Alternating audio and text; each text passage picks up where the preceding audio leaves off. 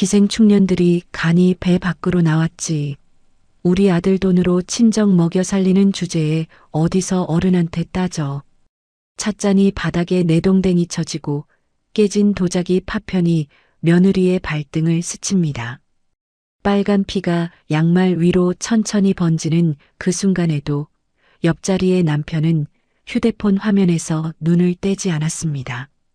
평생 시장 반찬 가게에서 손에 화상을 입어가며 키운 친정엄마의 카드를 빼앗아 명품 가방과 골프장에서 흥청망청 쓴 시어머니. 며느리가 그 사실을 알아낸 순간 시어머니의 손에 들린 찻잔이 날아왔습니다. 이런 일을 당하면 정말 억장이 무너지지요. 그런데 그날 밤 며느리는 안방 금고를 열고 한 묶음의 서류를 꺼냅니다. 10년 동안 단 한 번도 입 밖에 꺼낸 적 없던 비밀 한 가지가 드디어 세상 밖으로 나오려 하고 있었습니다. 며느리는 과연 어떤 한 수로 시댁 전체를 무너뜨릴까요? 오늘의 사연 시작합니다. 안녕하세요. 저는 서울 강남에 사는 38살 이서연입니다. 국내 IT 대기업에서 임원으로 일하고 있는 워킹맘이에요. 홀어머니 밑에서 자라 학자금 대출까지 스스로 갚아가며 명문대를 나왔고 누구의 도움도 없이 여기까지 올라왔어요. 평생 고생만 하신 친정엄마 한 분만큼은 제가 꼭 호강시켜드리겠다는 마음으로 살아왔지요. 그런데 어느 날 친정엄마의 카드 내역을 들여다본 순간 제 인생이 송두리째 흔들렸습니다. 이 이야기를 꼭 들려드리고 싶어 사연을 신청하게 되었어요. 분기 실적 보고가 끝난 오후 저는 임원실로 돌아와 의자에 몸을 깊이 묻었습니다. 비서가 노크와 함께 들어와 메모지 한 장을 책상 위에 올려놓고 나갔어요. 종이 위에는 어머님 부재중 오해라고 또박또박 적혀 있었습니다. 가슴 안쪽이 묘하게 서늘해지는 기분이 들었죠. 엄마가 5번이나 전화를 하셨다고? 저는 혼잣말로 중얼거리며 휴대폰을 집어들었습니다. 지난 반년간 해외 출장이 잦아 친정의 발길이 뜸했던 게 마음에 걸렸어요. 곧장 친정엄마에게 전화를 걸었지만 신호만 길게 이어질 뿐 받지 않았습니다. 이상하네. 이 시간이면 집에 계실 텐데. 저는 가방을 챙겨 일찍 사무실을 나섰습니다. 운전대를 잡은 손에 자꾸만 힘이 들어갔어요. 평소 같으면 곧장 집으로 향했을 길을 일부러 돌려 친정엄마가 일하시던 시장통 쪽으로 차를 몰았습니다. 분명 작년 봄에 가게 일은 그만두기로 약속했는데 마음 한구석에서 자꾸 그쪽으로 가보라는 소리가 들렸거든요. 시장 입구에 차를 세우고 반찬 가게 유리창 너머를 들여다본 순간 저는 발이 그 자리에 그대로 굳어버렸습니다. 앞치마를 두른 친정엄마가 무거운 김치통을 두 손으로 끌어안고 옮기고 있었어요. 새벽장을 봐온 듯한 그 자세가 너무도 익숙해서 더 마음이 아팠습니다. 저는 떨리는 손으로 가게 문을 밀고 들어갔습니다. 엄마. 친정엄마는 저를 보자마자 들고 있던 김치통을 황급히 내려놓고 앞치마를 벗으려 했습니다. 서연아, 네가 여길 어떻게 해? 엄마, 일 그만두신다고 하지 않으셨어요? 저는 목소리가 떨리지 않게 누르며 물었습니다. 친정엄마가 어색하게 웃으며 손을 내저었어요. 아니, 그게 아니라 우리 딸. 옆집 친구가 오늘 허리를 좀 삐끗했다고 해서 엄마가 잠깐만 도와주러 들른 거야. 잠깐 도와주러 들르신 분이 김치통을 옮기세요? 그게 어쩌다 보니까. 저는 친정엄마의 손을 가만히 잡았습니다. 손등에는 빨갛게 부풀어 오른 화상 자국이 선명했고 손마디는 평소보다 더 굵게 부어 있었어요. 가게 한쪽 벽에 시선이 닿는 순간 저는 숨이 턱 막혔습니다. 주방 이모 구함이라고 적힌 종이가 떼어진 자국이 흰 벽 위에 네모나게 남아 있었거든요. 엄마, 이거 언제 떼셨어요? 저는 그 자국을 손가락으로 가리키며 물었습니다. 친정엄마가 황급히 제 손을 끌어가게 밖으로 데리고 나왔습니다. 서연아, 별일 아니야. 진짜야. 그러니까 우리 딸은 회사 일이나 잘하고. 엄마는 괜찮아. 정말로. 저는 더 묻지 않고 친정엄마를 차에 태워 집까지 모셔다 드렸습니다.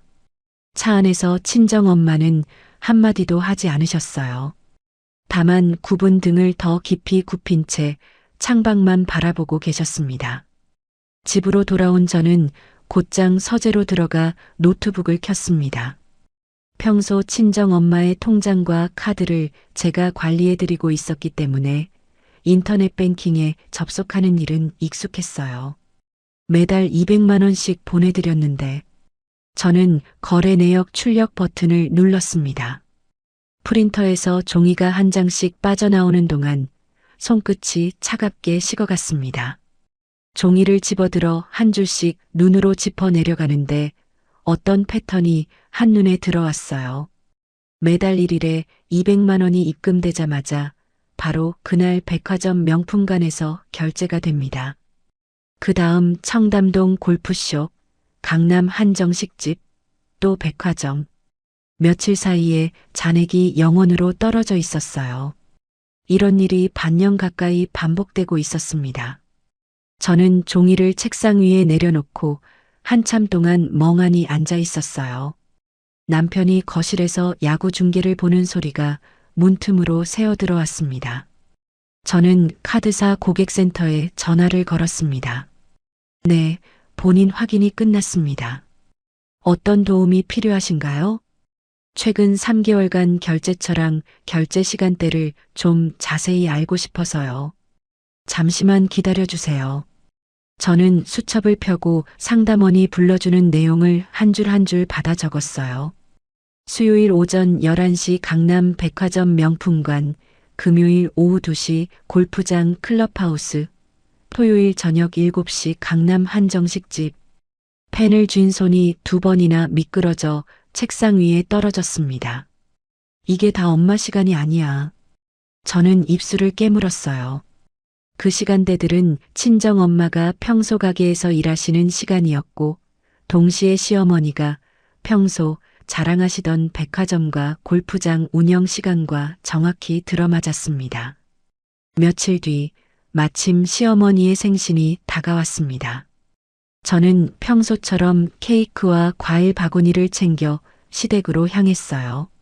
겉으로는 아무 일도 없는 며느리의 얼굴이었지만 가방 깊숙한 곳에는 출력해 온 결제 내역 한 묶음이 들어 있었습니다. 현관문을 열자마자 진한 향수 냄새가 코를 찔렀어요.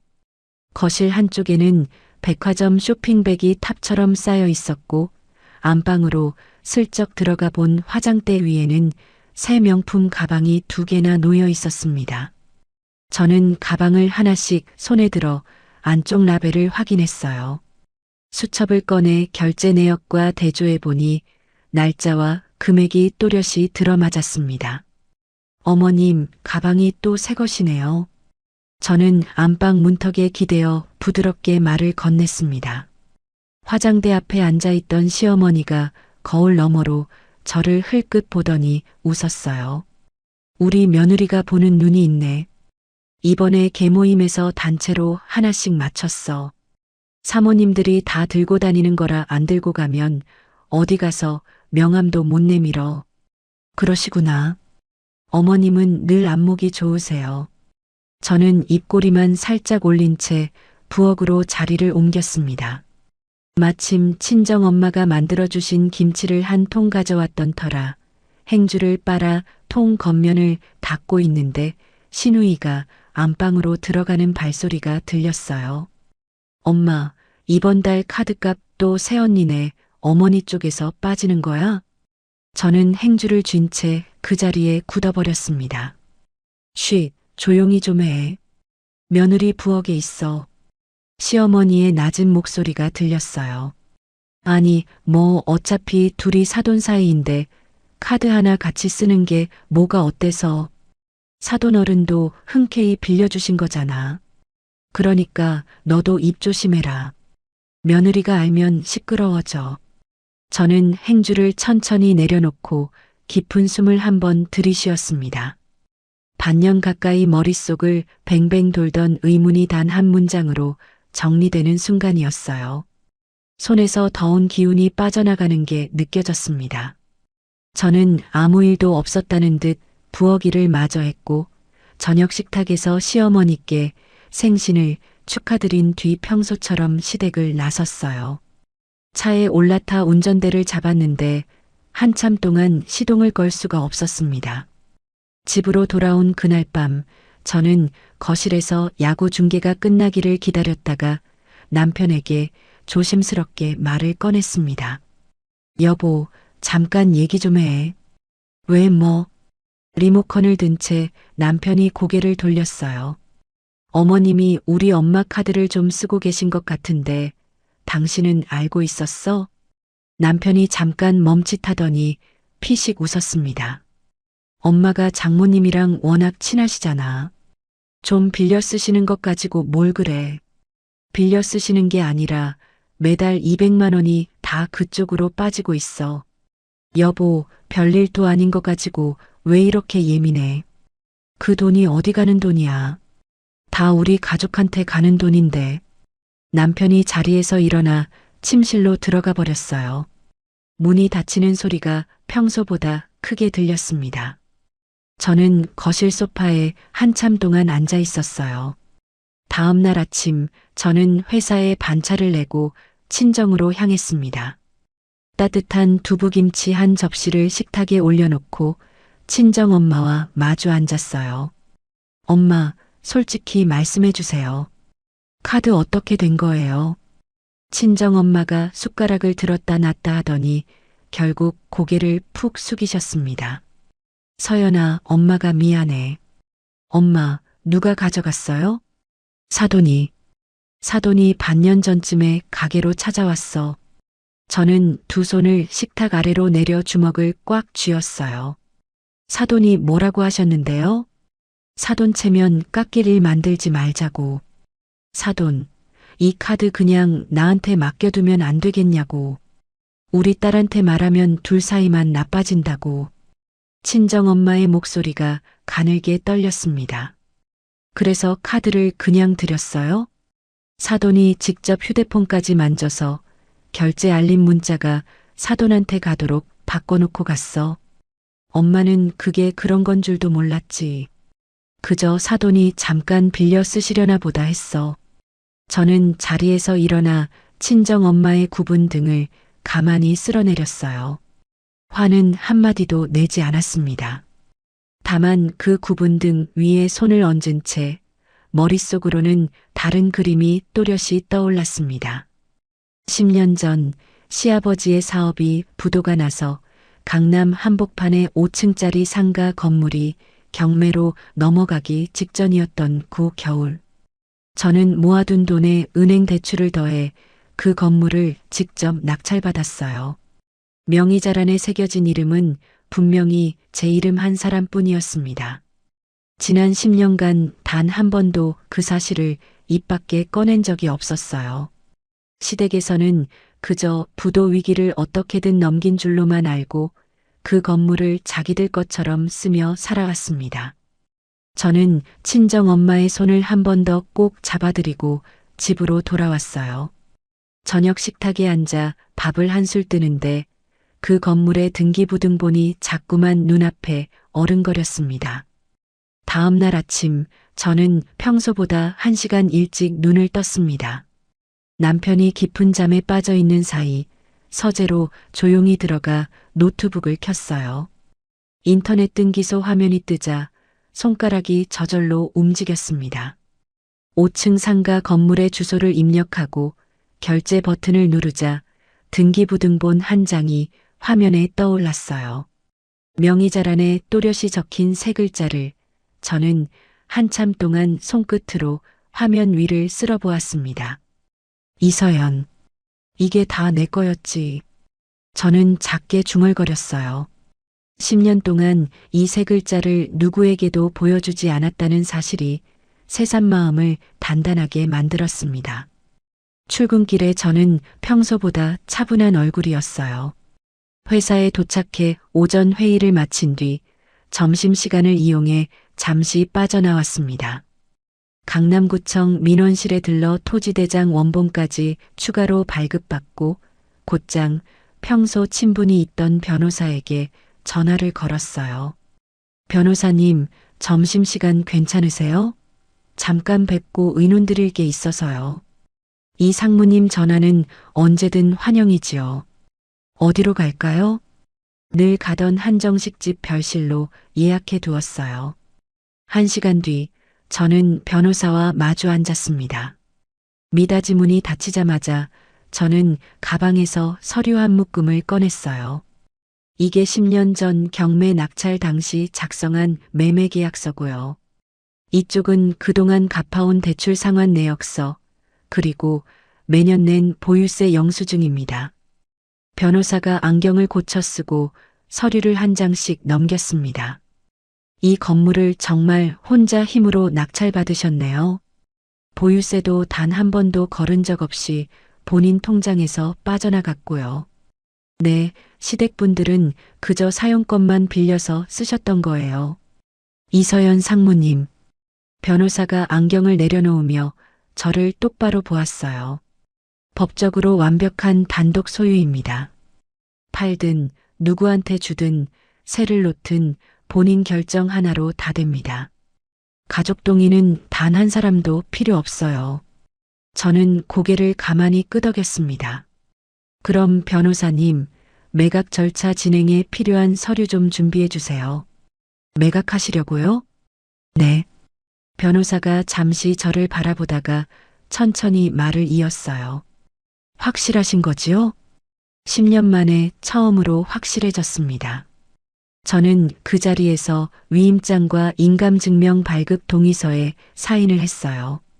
식사가 식어가는 동안에도 손은 한 번도 떨리지 않았습니다.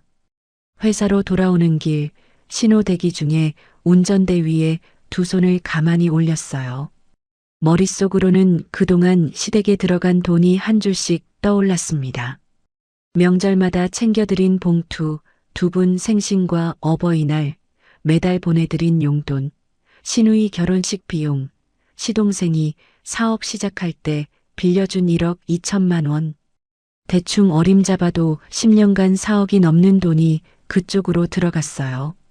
그동안은 다 가족이니까 그랬지. 저는 입술을 살짝 깨물었습니다. 그날 저녁 시댁에서 갑자기 전화가 걸려왔어요. 여보세요, 어머님. 며느리야, 너 지금 어디냐? 잠깐 좀 들렀다 가라. 무슨 일 있으세요? 와서 얘기하자. 우리 손녀딸 유치원 일 좀 의논할 게 있어서. 저는 회사 근처 시댁으로 차를 돌렸습니다.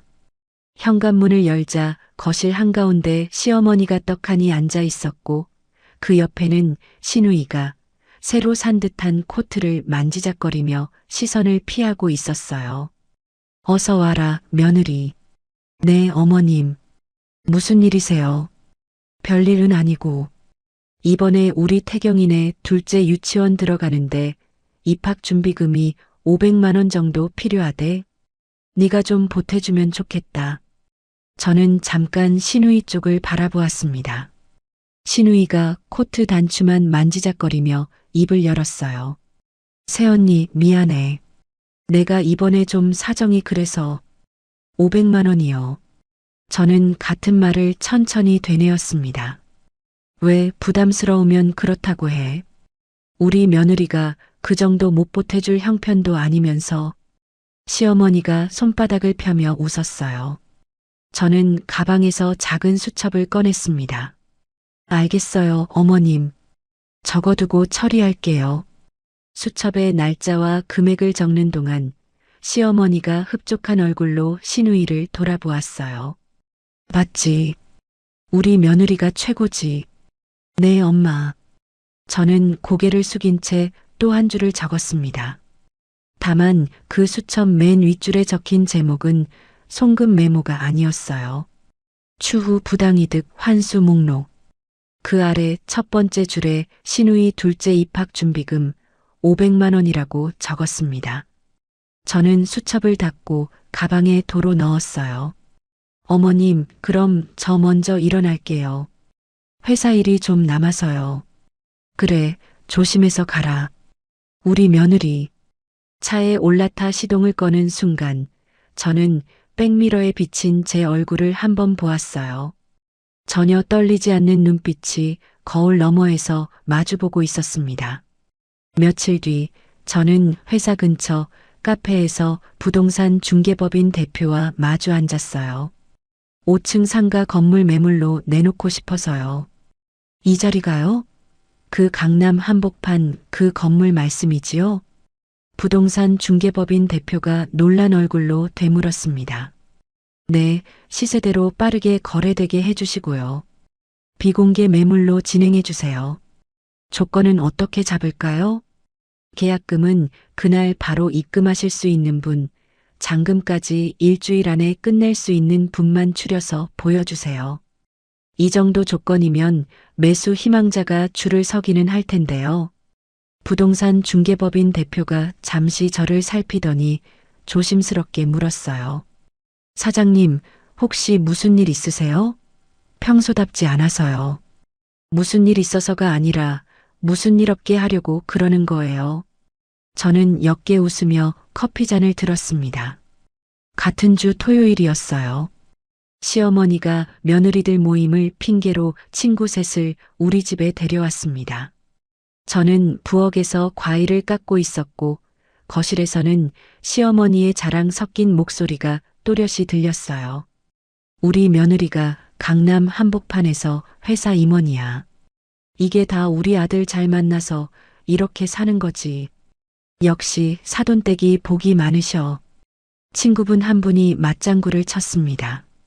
우리 아들이 워낙 듬직하니까 며느리가 마음 놓고 일을 하는 거지. 안 그러면 이런 집에서 어떻게 살아? 저는 사과를 한 조각씩 가지런히 접시에 놓으면서 듣고만 있었어요. 손에 든 칼날 위로 가을 햇살이 잠깐 비쳤습니다. 거실로 과일 접시를 내가니 시어머니가 친구들 앞에서 한껏 어깨를 폈어요. 우리 며느리 인사드려라. 엄마 친구들이시다. 안녕하세요. 처음 뵙겠습니다. 저는 정중하게 고개를 숙였습니다. 어머 사모님, 며느리가 정말 곱네요. 곱기만 한가 야무지지. 우리 집안에 들어와서 이만큼 자리 잡은 게 다 며느리 덕분이지요. 저는 빙긋 웃으며 부엌으로 돌아왔어요. 손가락 끝이 잠깐 시릿했습니다. 그날 밤 침실에 누웠는데 옆자리에 남편이 몸을 뒤척이며 저를 돌아보았어요. 여보, 요즘 왜 이렇게 말이 없어졌어? 회사 일이 좀 바빠서 그래. 무슨 일 있는 거 아니지? 응, 없어. 자, 저는 등을 돌리고 누웠습니다. 이불 속에서 휴대폰을 조용히 열어보니 부동산 중개법인에서 보내온 알림이 화면 위에 떠 있었어요. 매수 희망자 2명, 자금 증빙 완료. 저는 그 문구를 한참 동안 들여다보다가 휴대폰을 가만히 내려놓았습니다. 옆에서 남편의 숨소리가 점점 깊어졌어요. 일주일이 지났고 매각 계약이 사흘 앞으로 다가왔습니다. 저는 점심시간을 이용해 친정으로 향했어요. 가방 안에는 새로 발급해둔 카드 한 장이 들어 있었습니다. 친정엄마는 그날도 부엌에서 두부를 부치고 계셨어요. 엄마, 우리 딸 왔어. 점심은 먹었어? 엄마, 잠깐만 앉아보세요. 드릴 게 있어서요. 저는 친정엄마를 식탁 앞에 앉히고 가방에서 카드를 꺼냈어요. 이거 새로 만든 카드예요. 이번엔 진짜 엄마만 쓰시는 거예요. 또 카드를. 엄마는 됐어. 그냥 가게에서 받는 돈으로 충분해. 친정엄마가 손을 내저으셨습니다. 엄마, 이번엔 다르게 할 거예요. 결제 알림 문자는 무조건 엄마 휴대폰으로만 가게에 등록해뒀고요. 서연아, 그리고 부탁이 하나 있어요. 저는 친정엄마의 손등 위에 제 손을 가만히 포겠어요. 부어오른 손마디가 손바닥 아래에서 따뜻하게 닿았습니다. 이번엔 절대 누구한테도 주지 마세요. 사돈이 와도 친구가 와도 그 누가 와도요. 친정엄마의 눈이 살짝 흔들렸어요. 서연아, 엄마가 그때 엄마 잘못 아니에요. 그러니까 이번엔 그냥 엄마가 엄마 거 쓰시는 거예요. 알겠죠? 친정엄마가 한참 동안 카드를 내려다보시다가 천천히 고개를 끄덕이셨습니다. 알았어. 우리 딸이 그렇게까지 말하니까. 꼭이요. 응. 친정엄마가 카드를 앞치마 주머니 깊숙이 넣으셨어요. 그 손길이 어딘가 평소보다 단단해 보였습니다. 저는 두부 한 점을 입에 넣고 일어섰어요. 엄마, 저 다시 회사 들어가야 해서요. 저녁에 또 전화 드릴게요. 그래, 운전 조심해. 친정 대문을 나서며 저는 휴대폰을 꺼냈습니다. 부동산 중개법인 대표에게 짧은 문자를 보냈어요. 사흘 뒤 오전 9시로 계약 확정 부탁드립니다. 답장은 1분도 지나지 않아 도착했습니다. 준비 완료해 두겠습니다. 저는 휴대폰을 가방에 넣고 차에 올라탔어요. 차창 너머로 친정엄마가 대문 앞까지 따라 나와 손을 흔들고 계셨습니다. 저는 한 손을 들어 천천히 마주 흔들었어요. 엑셀을 밟는 발끝에 조금씩 힘이 들어갔습니다.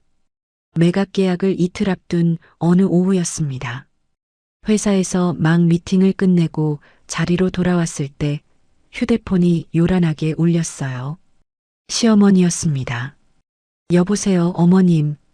너 지금 당장 시댁으로 와라. 무슨 일이세요? 전화로 할 얘기가 아니야. 당장 와. 신호가 뚝 끊어졌습니다. 저는 잠깐 책상 위 휴대폰을 내려다보다가 가방을 챙겨 자리에서 일어섰어요.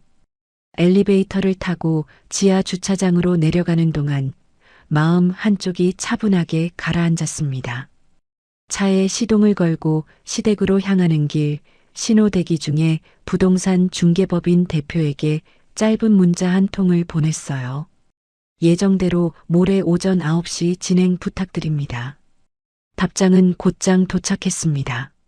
준비 완료입니다. 저는 휴대폰을 조수석에 내려놓고 운전에 집중했어요.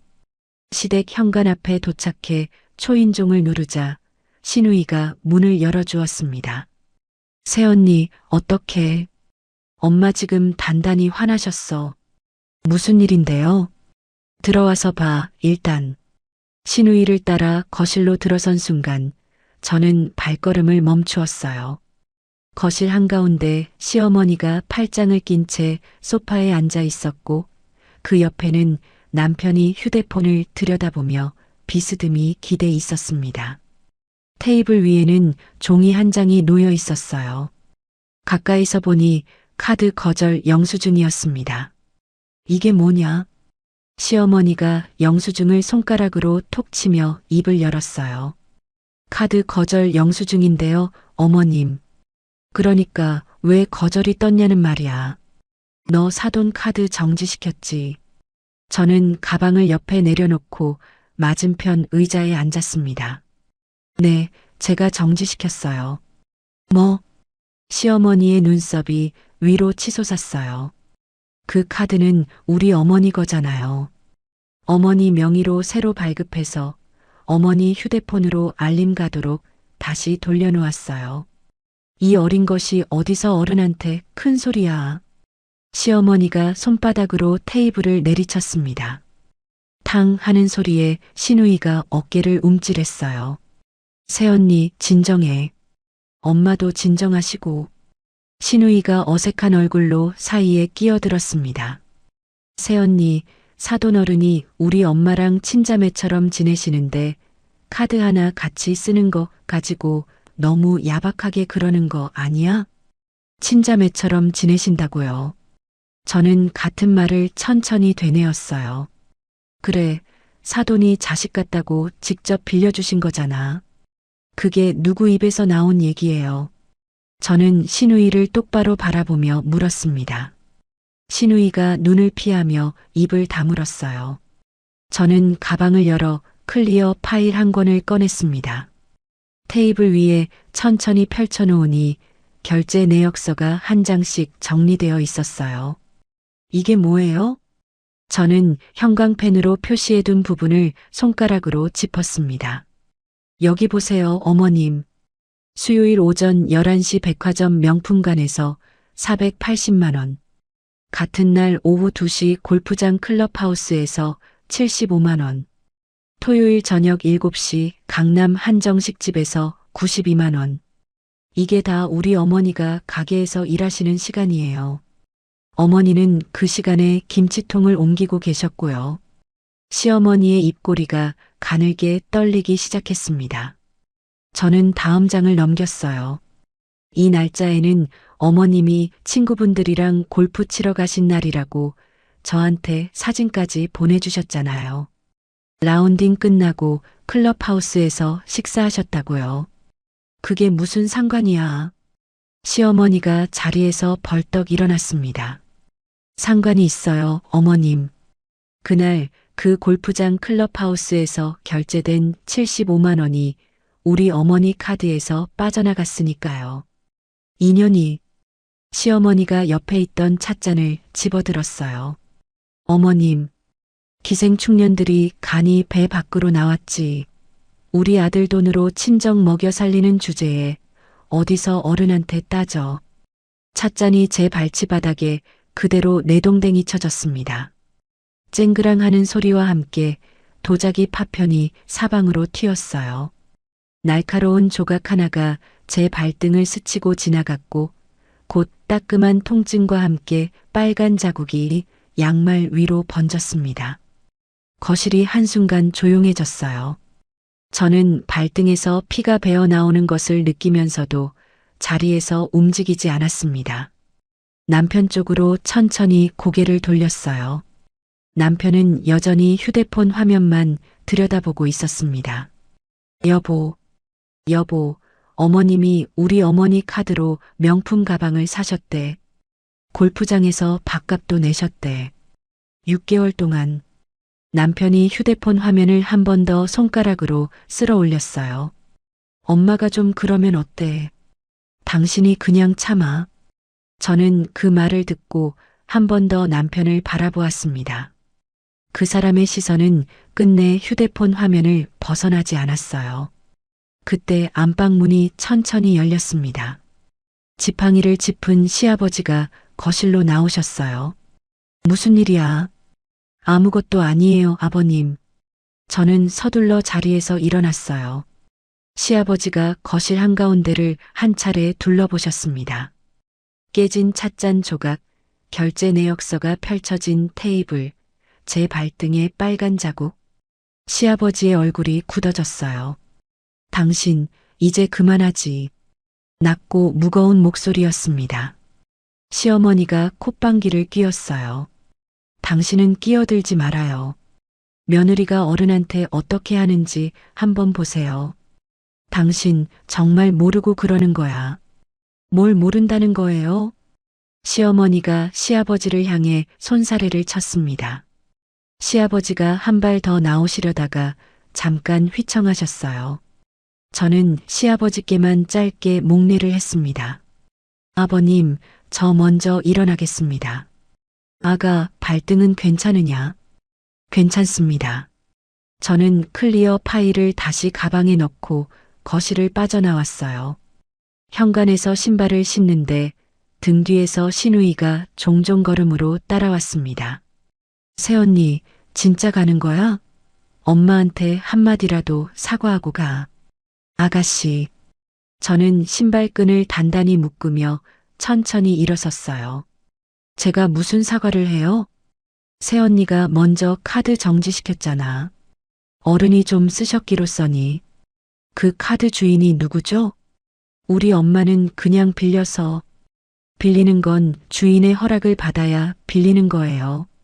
가져가는 건 빼앗는 거고요. 신우이가 입을 다물었습니다. 저는 현관문을 열고 복도로 나왔어요. 엘리베이터 버튼을 누르고 기다리는 동안 발등의 통증이 그제야 조금씩 느껴지기 시작했습니다. 엘리베이터 안에 혼자 들어선 순간 저는 휴대폰을 꺼내 부동산 중개법인 대표에게 전화를 걸었어요. 여보세요, 대표님. 네, 사장님. 모레 오전 9시 잔금까지 한 번에 처리하는 조건으로 계약 확정 부탁드립니다. 잔금까지 한 번에요? 네. 일주일이 아니라 그날 다 끝내주세요. 매수자 측에 그렇게 전달해 주시고요. 알겠습니다. 매수자 측 사정 확인해서 바로 답변 드리겠습니다. 기다리고 있을게요. 전화를 끊자마자 답장 문자가 도착했습니다. 매수자 측 즉시 동의. 모레 오전 9시 확정. 저는 휴대폰을 가방에 넣고 엘리베이터에서 내렸어요. 지하 주차장의 차에 올라타 시동을 거는데 운전대 위에 한 방울이 툭 떨어졌습니다. 가만 보니 콧등이 시큰해서 흘러내린 거였어요. 저는 손등으로 한번 닦아내고는 차를 출발시켰습니다. 다시 더 흐르지는 않았어요. 집으로 돌아온 저는 곧장 안방으로 들어가 금고를 열었습니다. 건물 등기권리증, 인감도장, 신분증을 차례로 꺼내 서류 가방에 정리해 넣었어요. 그 옆에 친정엄마의 6개월치 카드 사용 내역과 10년간 시댁에 보낸 송금 내역을 출력해 클리어 파일에 깔끔하게 묶었습니다. 서류 가방을 침대 머리맡에 세워두는데 발등이 한 번 더 따끔거렸어요. 저는 거실로 나와 구급상자에서 소독약과 거즈를 꺼냈습니다. 발등에 작은 상처를 소독하고 반창고를 붙이는 동안 손이 평소보다 더 차분했어요. 밤 11시가 다 되어서야 남편이 집에 들어왔습니다. 여보, 남편이 신발을 벗으며 저를 불렀어요. 여보, 엄마한테 사과 전화 한 통만 드려. 응? 저는 거실 소파에 앉은 채 노트북 화면만 들여다보고 있었습니다. 엄마가 좀 심하셨다는 건 나도 알아. 그래도 어쩌겠어. 어른이시잖아. 여보, 내 말 듣고 있어? 남편이 제 옆에 와 앉으며 어깨에 손을 얹으려 했어요. 저는 어깨를 가만히 빼며 노트북 화면 위 매매계약서 초안을 마지막으로 한 줄씩 검토했습니다. 여보, 진짜로 한 통만 드려. 내가 옆에서 들어줄게. 모레면 알게 될 거야. 저는 그 한마디만 남기고 노트북을 덮었어요. 뭘 알게 된다는 거야? 모레면 알게 돼. 저는 노트북을 들고 서재로 들어갔습니다. 뒤에서 남편이 한참 동안 거실에 서 있는 기척이 느껴졌어요. 문이 닫히고 나서야 저는 서재 책상 위에 노트북을 내려놓고 의자에 깊이 앉았습니다. 창밖으로 길게 늘어선 가로등 불빛이 한 줄로 이어져 있었어요. 저는 그 불빛을 한참 동안 바라보았습니다. 발등의 반창고 위로 한 번 더 손을 가만히 얹어 보았어요. 다음 날 오전 9시 저는 강남의 한 법무사 사무실에 도착했습니다. 매수인 측 대표가 먼저 와서 자리에 앉아 있었어요. 저는 가볍게 목례를 하고 맞은편에 앉았습니다. 테이블 위에는 매매 계약서가 깔끔하게 펼쳐져 있었어요. 이서연 사장님, 오랜만에 뵙는 거대 거래네요. 매수인 측 대표가 옅게 웃으며 말을 건넸습니다. 빠르게 진행해 주셔서 감사합니다. 이 자리에 이렇게 좋은 매물이 비공개로 나올 거라고는 생각도 못했지요. 운이 좋았습니다. 저는 펜을 들어 계약서에 도장 자리를 천천히 확인했어요. 법무사가 한 장씩 짚어가며 설명을 보탰습니다. 여기 매도인 인적사항 확인하시고요. 이쪽이 계약 조건이고요. 잔금 일주일 안 처리 조건이 오늘 즉시 처리로 바뀌었지요. 네, 그렇게 진행해 주세요. 저는 인감도장을 손에 꼭 쥐고 한 장 한 장 도장을 찍어 내려갔어요. 마지막 장에 도장을 찍는 순간 매수인 측 대표가 휴대폰을 들어 어디론가 짧게 통화를 했습니다. 네, 입금하세요.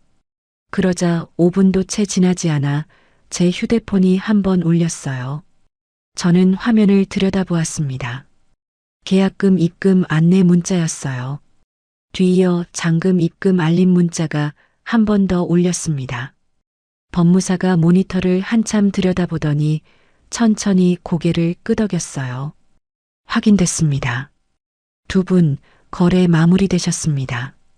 저는 펜을 내려놓고 깊은 숨을 한번 들이쉬었습니다. 이른 아침의 공기가 폐속까지 천천히 내려갔어요. 고생하셨습니다. 매수인 측 대표가 자리에서 일어나 손을 내밀었습니다. 앞으로 잘 부탁드립니다. 저는 그 손을 한번 짧게 잡았어요. 사무실을 나와 차에 올라탄 저는 운전석에 그대로 앉아 있었습니다. 휴대폰 알림창에 떠있는 입금 문자 한 줄을 한참 동안 바라보았어요. 그러고는 처음으로 깊고 긴 숨을 토해냈습니다. 10년 동안 가슴 어딘가에 얹혀있던 무거운 돌 하나가 그제야 천천히 굴러떨어지는 기분이었어요. 저는 시동을 걸고 친정 방향으로 차를 돌렸습니다. 조수석 위에는 따뜻한 보온병이 한 개 놓여 있었어요. 새벽에 미리 끓여둔 호박죽이 가득 담겨 있었습니다. 같은 시각 강남의 한 백화점 명품관에서는 시어머니가 평소처럼 손님 대접을 받고 있었어요. 매장 직원이 진열장에서 새 가방을 꺼내 카운터 위에 올려두었습니다. 사모님, 이번 시즌 신상이에요. 사모님 앞으로 미리 빼두었어요. 잘했어. 이거 결제해줘. 시어머니가 익숙하게 카드를 내밀었습니다. 직원이 카드를 단말기에 긁었어요. 사모님. 잠시만요. 왜? 카드가 안 나가네요. 다시 한번 해볼게요. 두 번째도 같은 결과였습니다. 직원이 조심스럽게 단말기 화면을 시어머니 쪽으로 돌려 보여주었어요. 화면 위에 또렷이 떠있는 글자. 카드 정지. 시어머니의 얼굴이 한순간 시뻘개졌습니다. 이게 무슨 소리야? 정지라니. 사모님, 일단 카드사에 한번 전화해 보시는 게. 내가 어제까지 잘 쓰던 카드인데 정지라니. 이게 말이 돼? 매장 안에 다른 손님들이 흘끔흘끔 시어머니 쪽을 돌아보았어요. 시어머니는 카드를 직원의 손에서 낚아채듯 가져갔습니다. 다시 긁어봐. 사모님, 세 번째도 같은 결과예요. 이게 무슨 망신이야 진짜. 시어머니는 한참을 매장 안에서 항의를 하다가 결국 가방도 사지 못한 채 빈손으로 매장을 나섰어요. 명품관 입구에서 통화 버튼을 눌렀지만 며느리는 전화를 받지 않았습니다. 집으로 향하는 택시 안에서 시어머니는 친정엄마 휴대폰 번호를 누를까 말까 한참을 망설이다가 결국 누르지 못했어요. 오후가 되었습니다. 5층 상가 건물의 임차인 12명 앞으로 한 통식의 등기우편이 도착했어요. 매수인 측 법무팀이 보낸 소유주 변경 안내 및 신규 임대차 조건 협의 요청서였습니다. 1층 카페 사장이 가장 먼저 봉투를 뜯었어요. 내용을 읽어 내려가던 사장의 얼굴이 굳어졌습니다. 건물이 팔렸다고? 옆에서 커피를 내리던 알바생이 고개를 갸웃했어요. 사장님, 무슨 일이세요? 건물주가 바뀌었대. 이게 말이 돼?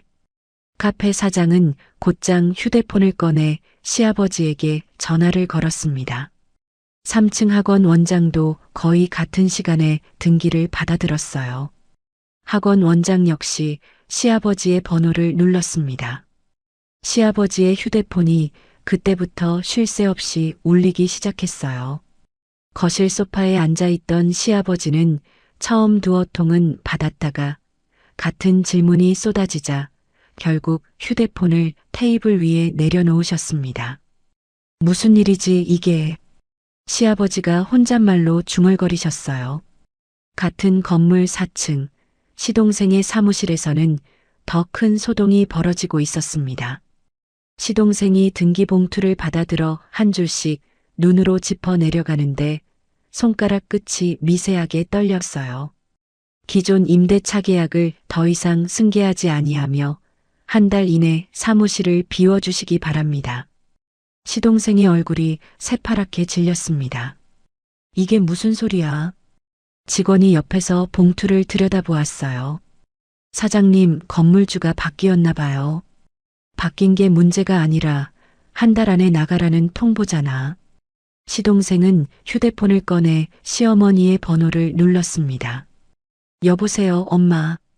태진아, 너 또 뭐 사고 쳤어? 엄마, 건물이 팔렸대. 뭐? 건물이 통째로 팔렸다고. 우리 사무실에 한 달 안에 나가라는 통보 떨어졌어. 휴대폰 너머에서 시어머니의 목소리가 한순간 사라졌어요. 엄마, 듣고 있어? 그게 무슨 소리야? 우리 건물이 왜 팔려? 내가 그걸 어떻게 알아? 등기받았다니까? 너 잠깐 기다려봐. 내가 아버지한테 알아보고 다시 전화할게. 전화가 뚝 끊겼습니다. 같은 시각 2층에 위장 전입을 해두고 사무실 겸 주거 공간으로 쓰던 신우이는 사무실 문 앞에 붙은 한 장의 통보서를 발견했어요. 당해 호실은 신규 임대차 계약 대상에서 제외되므로 한 달 이내 비워주시기 바랍니다. 신우이의 손이 종이 끝에서 가늘게 떨리기 시작했습니다. 이게 뭐야? 신우이는 종이를 한 번 더 읽고 또 한 번 읽고 결국 그 자리에 주저앉았어요. 휴대폰을 꺼내 시어머니에게 전화를 걸었습니다. 엄마, 태경아, 너도 받았어? 엄마, 이거 새언니 짓이야. 분명해. 새언니가 한 거야.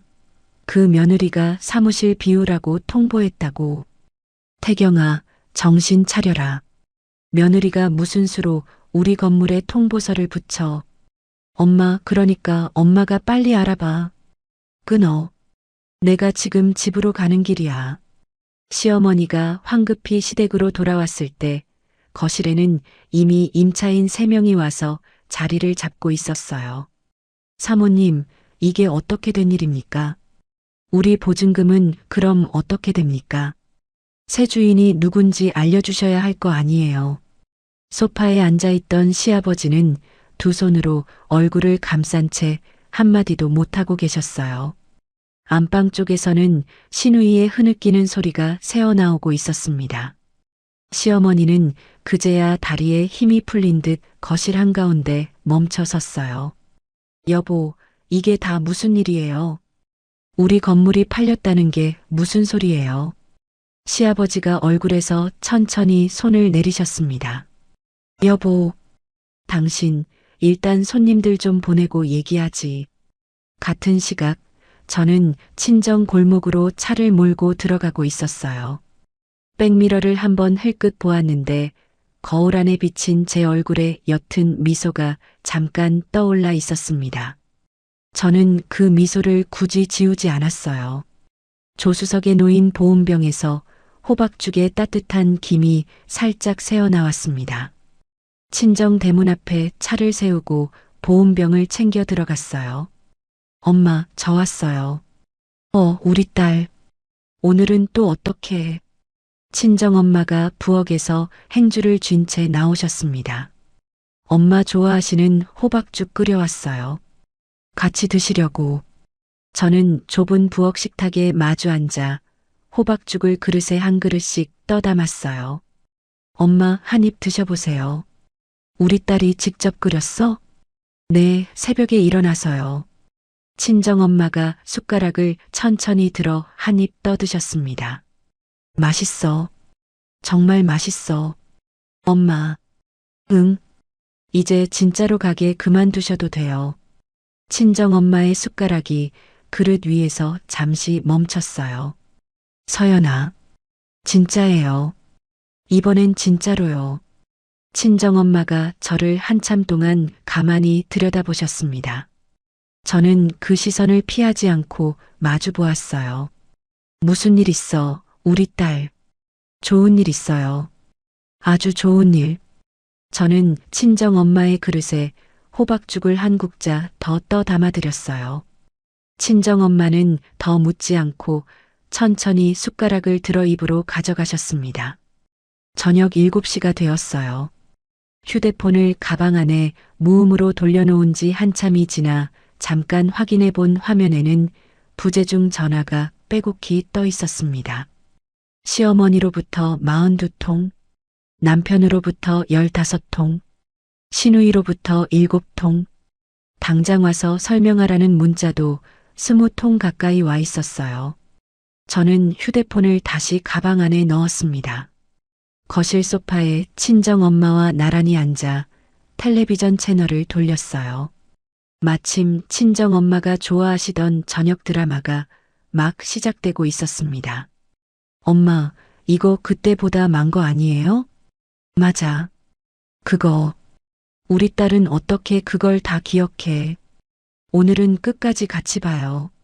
저는 친정 엄마의 무릎 위에 가만히 손을 얹었어요. 친정 엄마는 한 손으로 제 손등을 천천히 쓰다듬으셨습니다. 텔레비전 화면 속에서는 누군가가 누군가에게 큰 소리를 치고 있었어요.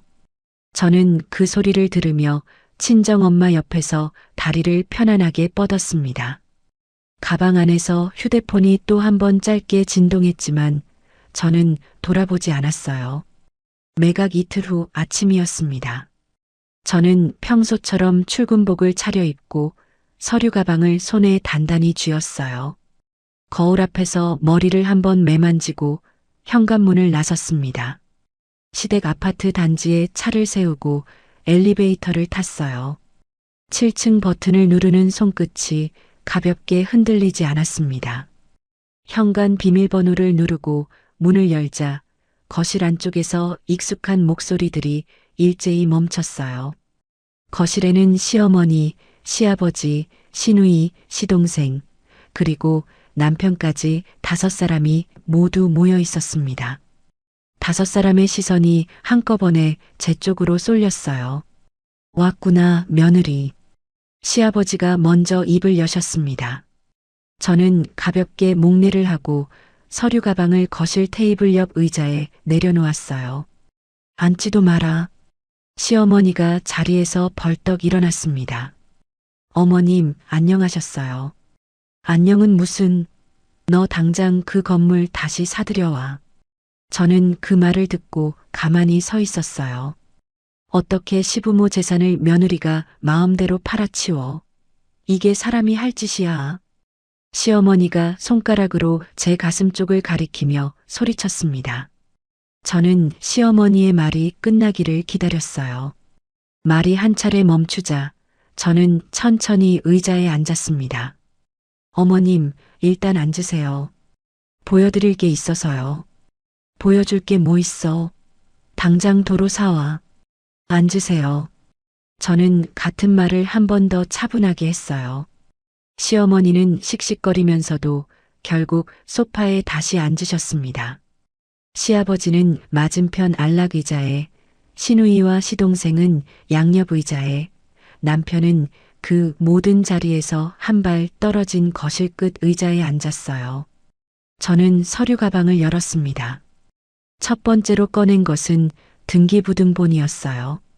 거실 테이블 위에 가지런히 펼쳐놓았습니다. 이게 첫 번째 서류예요. 시동생이 가장 먼저 손을 뻗어 서류를 끌어당겼어요. 명의자란을 들여다보던 시동생의 손이 눈에 띄게 떨리기 시작했습니다. 형수님, 네, 도련님, 여기 이름이. 시누이가 옆에서 함께 서류를 들여다보았어요. 엄마, 이거 명의가 새언니 이름인데. 뭐? 시어머니가 어깨 너머로 서류를 들여다보려 자세를 고쳐 앉으셨습니다. 엄마, 이거 건물 명의가 처음부터 새언니였다는 거야? 시누이의 목소리가 가늘게 떨렸어요. 저는 두 번째 서류를 꺼내 그 옆에 펼쳤습니다. 이건 10년 전 경매 낙찰 당시 작성한 매매계약서예요. 세 번째 서류를 꺼냈어요. 이건 그동안 제가 갚아온 대출 상환 내역서고요. 매달 한 번도 거른 적 없이 제 통장에서 빠져나갔어요. 네 번째 서류를 한 장씩 펼쳤습니다. 이건 10년 동안 낸 보유세 영수증이에요. 거실이 한순간 조용해졌어요. 시어머니의 입이 절반쯤 벌어진 채로 멈췄습니다. 여보, 시어머니가 시아버지를 돌아보셨어요. 여보, 이게 무슨 소리예요? 우리 건물이 어떻게 며느리 거야? 시아버지는 한참 동안 아무 말도 하지 않으셨습니다. 여보, 당신이 모를 만도 하지. 시아버지가 천천히 자리에서 일어나셨어요. 지팡이를 짚으신 채 제 앞으로 한 걸음 다가오셨습니다. 그러고는 깊이 고개를 숙이셨어요. 아가, 미안하다. 평생 못 갚을 빚을 졌다. 아버님, 미안하다. 정말 미안하다. 시아버지의 목소리가 가늘게 갈라졌어요. 저는 천천히 자리에서 일어나 시아버지의 팔을 부드럽게 잡아드렸습니다. 아버님, 일단 앉으세요. 시아버지가 다시 자리에 앉으시는 동안 시어머니가 그 모습을 한참 동안 노려보고 계셨어요. 여보, 도대체 무슨 소리를 하는 거예요? 우리 건물이 왜 며느리 거예요? 당신 10년 전 그 겨울 기억나지? 무슨 겨울이요? 우리 회사가 부도 나서 이 건물이 경매로 넘어가기 직전이었던 그 겨울 말이야. 시어머니의 얼굴이 살짝 굳어졌어요. 그건 당신이 어떻게 해결한 거 아니에요? 내가 어떻게 해결을 해? 빚만 잔뜩 진 사람이. 그때 며느리가 자기 모아둔 돈에 은행 대출까지 보태서 이 건물을 직접 낙찰받았어. 명의도 며느리 이름으로 가져왔고 거실 안에 또 한 번 정적이 흘렀습니다. 내가 며느리한테 부탁한 거야. 시아버지 노릇이라도 하게 그냥 빌려달라고. 우리 부부 사용권만 무상으로 빌려서 살아온 거지. 시아버지의 목소리는 낮았지만 또렷했어요. 그게 무슨 말이에요? 우리가 이 건물에서 10년 동안 임대료를 받았잖아요. 그게 다 어디서 나온 돈이에요? 시어머니가 떨리는 목소리로 물으셨습니다. 그것도 며느리가 양보해 준 거지. 우리 노후 생활비라도 하라고. 내 명의로 남은 건 이제 시골 땅 한 필지뿐이야. 그게 마지막이야. 남편이 그제야 입을 열었어요. 아버지, 잠깐만요. 남편이 자리에서 천천히 일어나 테이블 앞으로 다가왔습니다. 이게 다 무슨 말이에요? 그러니까 우리가 살던 그 5층 상가가 처음부터 여보 거였다는 거예요? 그래. 남편이 한참 동안 입을 다물고 있다가 저를 향해 고개를 천천히 돌렸어요. 여보, 당신은 왜 한 번도 나한테 말을 안 했어? 저는 남편을 한번 바라보고는 시선을 거뒀습니다. 굳이 자랑할 일이 아니어서요. 저는 가방에서 또 다른 서류 한 묶음을 꺼냈어요. 테이블 위에 천천히 올려놓았습니다. 이건 또 뭐예요? 시동생이 조심스럽게 물었어요. 6개월치 카드 사용 내역서예요. 저는 첫 장을 펼쳤습니다. 백화점 명품관, 골프장, 계모임 식당. 우리 어머니 카드로 어머님이 결제하신 금액이 총 2,400만 원이에요. 이건 그 금액에 대한 부당이득 환수 청구와 사기 공갈 혐의로 어머님을 고소하기 위한 고소장 초안이에요. 시어머니의 얼굴에서 핏기가 한꺼번에 빠져나갔어요. 다음 장을 펼쳤습니다. 이건 아가씨가 2층에 위장 전입해서 무료로 쓰신 2년치 사용료 청구서예요. 시누이가 입에 손을 가져갔어요. 다음 장을 펼쳤습니다. 이건 도련님이 사업자금으로 빌려가신 1억 2천만 원의 차용증 사본이에요. 정식으로 회수 절차에 들어갈 거예요. 시동생이 천천히 고개를 떨어뜨렸어요. 새언니. 시누이가 떨리는 목소리로 입을 열었습니다. 새언니, 우리 진짜 가족 아니야? 어떻게 가족한테 이렇게까지 해? 아가씨. 저는 시누이를 똑바로 바라보았어요. 가족이라는 말씀은요, 어머님이 저희 어머니 카드를 빼앗아서 명품 가방을 사실 때 이미 먼저 버리신 것 같아요. 제가 아니라요. 거실이 한순간 더 가라앉았어요. 시어머니가 갑자기 무릎을 굽혀 바닥으로 주저앉기 시작했습니다. 며느리야, 한 번만 봐줘라. 어른이 잘못했다. 응? 어머님, 내가 잘못했다. 어른이 잘못했어. 시어머니가 무릎을 꿇으려 자세를 더 낮추셨어요. 저는 한 발 천천히 뒤로 물러섰습니다. 어머님, 그 무릎은요. 저희 어머니 앞에서 꿇으셔야지 제 앞에서 꿇으실 일이 아니에요. 저는 그 한마디만 남기고 시어머니에게서 시선을 거두었어요. 시어머니는 그 자세 그대로 거실 바닥에 주저앉아 두 손으로 얼굴을 가리셨습니다. 시아버지가 그제야 자리에서 일어나 시어머니의 어깨 위에 손을 얹으셨어요. 당신 일어나.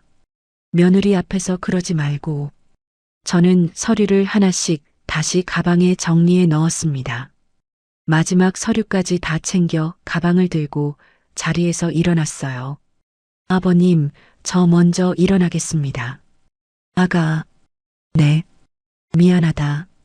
아버님은 미안하실 거 없어요. 저는 시아버지께만 다시 한번 깊이 목례를 했어요. 거실을 가로질러 현관으로 향하는데 등 뒤에서 남편이 따라 나왔습니다. 여보, 우리 얘기 좀 하자. 응? 남편이 제 손목을 잡았어요. 저는 손목을 잡은 그 손을 천천히 내려다보았습니다. 손가락을 하나씩 떼어내렸어요. 여보, 제발. 오늘 저녁 7시까지. 저는 손목을 마저 뺐습니다. 이혼 합의서 검토해 두세요. 변호사 사무실 주소는 문자로 보내드릴게요. 여보, 엘리베이터 부를게요. 저는 현관문을 열고 복도로 나섰어요. 엘리베이터 버튼을 누르고 기다리는 동안 등 뒤로 현관문이 천천히 닫히는 소리가 들렸습니다. 남편이 복도까지 따라 나오지는 않았어요. 엘리베이터 안에 혼자 들어선 순간 저는 휴대폰을 꺼내 변호사 번호를 눌렀습니다. 변호사님, 저 이서연이에요. 네, 사장님. 이혼 합의서 초안 좀 부탁드릴게요. 오늘 저녁까지요. 오늘 저녁이요? 네. 알겠습니다. 주요 조건은 어떻게 잡을까요? 저는 잠깐 천장을 올려다보았어요. 엘리베이터 천장 모서리에 작은 거미줄 한 가닥이 가늘게 흔들리고 있었습니다. 위자료 3억, 재산 분할은 제 쪽에서 포기 안 합니다. 아이 친권과 양육권은 제가 단독으로 가져갑니다. 네, 그렇게 준비하겠습니다. 저는 휴대폰을 다시 가방에 넣었어요. 1층 로비를 가로지르며 유리문 너머로 햇살이 한 줌 들어와 제 발끝에 닿았습니다. 저는 그 햇살을 한 발씩 천천히 밟고 걸어 나갔어요. 차에 올라타 시동을 거는데 운전대 위에 두 손을 가만히 올려보았습니다. 손이 떨리지 않았어요.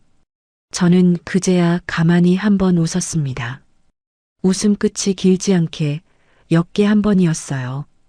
회사로 돌아온 오후 저는 임원실 책상 앞에 앉아 변호사와 통화를 이어갔습니다. 사장님, 결혼 전부터 모으신 돈이랑 사장님 단독 명의로 형성된 자산은요. 이혼해도 나누지 않아도 되는 사장님 고유 재산으로 봅니다. 네. 그러니까 5층 상가 매각 대금도 다 사장님 몫이라는 거예요. 친권은요? 협의가 빠르게 되면 좋은데 시댁 쪽에서 반발이 클 것 같으면 재판상 이혼이 오히려 효율적입니다. 저는 펜으로 메모지 한쪽 끝에 짧게 적었어요. 재판상 이혼 검토. 변호사님, 그쪽으로 진행해 주세요. 알겠습니다. 같은 시각 시댁 거실에서는 또 다른 소동이 벌어지고 있었어요. 시동생이 1억 2천만 원짜리 차용증을 들고 시어머니 앞에 와 앉았다고 합니다. 엄마, 형수님이 이거 정식으로 회수하겠다는데 어떻게 해? 내가 어떻게 하니? 엄마가 형수님한테 한마디 해줘. 좀 깎아달라고. 내가 무슨 얼굴로 며느리 앞에 가서 깎아달라고 해. 엄마가 그렇게 만들어 놓고 나한테 어떻게 하라는 거야. 태진아, 너 어디서 어른한테 큰 소리야. 거실에서 모자가 한참 동안 언성을 높이며 다투었다고 나중에 시아버지께서 짧은 문자로 알려주셨어요. 같은 무렵 신우이는 주민센터에서 위장 전입 사실이 적발되었다는 통보를 받았습니다. 과태료가 부과되었고 둘째 아이가 받아둔 명문 공립초학군 배정도 곧장 취소되었어요. 신우이는 그날 밤 시어머니에게 전화를 걸어 1시간 가까이 통곡했다고 합니다. 며칠 뒤였어요. 친정엄마가 동네 백화점에 잠깐 다녀오시던 길이었습니다.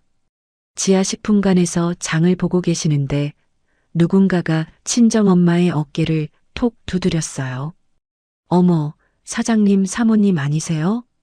친정엄마가 돌아보니 시어머니의 계모임 회원 중 한 분이었습니다. 누구신가요?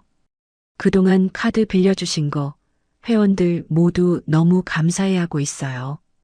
우리 박순자 사모님이 그렇게 자랑을 하시더라고요. 사돈이 너무 시원시원하시다고. 친정엄마의 손에 든 장바구니 손잡이가 잠깐 흔들렸어요. 카드를 빌려드렸다고요? 네, 우리 계모임 식사도 다 그 카드로 내주시고 백화점 명품관에서도 회원들 가방 하나씩 해주셨다고요. 사모님 정말 복 받으실 거예요. 친정엄마는 한참 동안 그 자리에 서 계셨다고 합니다. 사모님 어디 아프세요? 아니에요. 괜찮아요. 친정엄마는 짧게 인사만 하고 백화점을 빠져나오셨어요. 집에 도착해 현관문을 닫는 순간 장바구니가 손에서 미끄러져 바닥에 떨어졌다고 했습니다. 그날 밤 저는 친정에 도착해 거실 문을 열었어요. 친정엄마가 식탁 의자에 등을 굽힌 채 앉아 계셨습니다. 엄마, 서연아 왔어. 엄마 무슨 일 있으세요? 친정엄마가 천천히 고개를 드셨어요. 눈가가 붉게 부어 있었습니다. 우리 딸, 네 엄마. 엄마 카드로 사돈이 백화점 가방을 회원들한테 하나씩 사주셨다는데 그게 정말이야? 저는 천천히 친정엄마 앞에 마주 앉았어요. 네 엄마. 한두 푼도 아니고 2,400만 원이에요. 친정엄마가 두 손으로 얼굴을 가리셨습니다. 엄마가 미련해서 엄마가 그때 사돈한테 카드를 안 줬으면 엄마 잘못 아니에요. 엄마가 너한테 짐이 됐어. 우리 딸. 저는 친정엄마의 어깨에 가만히 두 팔을 둘렀어요. 평생 굽어있던 그 등이 제 품 안에서 떨리고 있었습니다. 엄마 우세요. 오늘은 좀 우세요. 내일 아침에 저랑 어디 좀 가요. 어디를? 내일 아침에 알려드릴게요. 오늘은 그냥 우세요. 친정엄마가 그제야 소리를 내어 우셨어요. 저는 한마디도 위로하지 않았습니다. 다만 친정엄마의 굽은 등을 한 번 더 천천히 감쌌어요. 다음 날 아침 저는 친정엄마를 모시고 변호사 사무실로 향했어요. 차 안에서 친정엄마는 손에 든 손수건을 한 번도 놓지 않으셨습니다. 엄마, 변호사님이 다 알아서 해주실 거예요. 엄마는 그냥 사인만 하시면 돼요. 진짜 그래도 돼? 엄마가 사돈을 고소한다는 게. 엄마, 그건 어머님이 먼저 엄마한테 한 일이에요. 친정엄마가 창밖을 가만히 내다보셨어요. 우리 딸이 그렇게 말하면 그런 거지. 변호사 사무실 안에서 친정엄마는 떨리는 손으로 고소장에 한 글자 한 글자 이름을 적으셨습니다. 마지막에 도장을 찍는 순간 친정엄마가 잠깐 숨을 멈추셨어요. 엄마, 한 번 더 숨 들이쉬세요. 그래. 도장이 종이 위에 또렷이 찍혔습니다. 변호사가 친정엄마를 향해 부드럽게 고개를 숙였어요. 어머님 잘하셨습니다. 이제부터는 저희가 다 알아서 진행하겠습니다. 고맙습니다. 친정엄마가 일어서며 변호사에게 두 손으로 인사하셨습니다. 같은 주 시어머니가 평생 자랑스럽게 다니던 강남 골프장의 VIP 라운지에서는 시어머니의 이야기가 빠르게 퍼지고 있었어요. 카드 정지 사건, 명품 가방을 며느리 카드로 사들인 일, 며느리에게 건물 사용권을 잃은 일, 회원들 사이의 카톡방에 캡처가 한 장씩 돌았다고 합니다. 시어머니는 결국 그 골프장 회원권을 헐값에 처분해야 했어요. 평생 자랑하던 그 카드 한 장을 가방에서 꺼낼 일이 없어졌습니다. 시동생은 사무실 이전 자금을 끝내 마련하지 못해 무역업을 접었어요. 그동안 형수에게 빌려간 1억 2천만 원의 차용증이 법원에 정식으로 접수되자 자기 아파트를 담보로 잡혀야 했습니다. 매달 100만 원씩 갚아나가는 조건으로 변제 계획서에 사인을 한 날 시동생은 변호사 사무실 앞 계단에 한참 동안 앉아 있었다고 들었어요. 신우이의 사정은 더 빨랐습니다. 위장 전입이 학부모 단체 채팅방으로 퍼지자 그동안 SNS에 올렸던 명품 자랑 게시물들이 모두 캡처되어 지인들 사이에 돌아다녔어요. 신우이는 결국 SNS 계정을 비공개로 전환하고 평소 다니던 모임에서도 자취를 감추었습니다. 한편 남편은 그 일주일간 매일 밤 저희 집 현관 앞에 와 있었어요. 저는 단 한 번도 문을 열어주지 않았습니다. 인터폰 화면 너머에서 남편이 한참을 서성이다 돌아가는 모습을 몇 번이나 보았어요. 여보, 한 번만 문 좀 열어줘. 인터폰 너머로 남편의 목소리가 들렸습니다. 저는 인터폰 수화기를 가만히 내려놓았어요.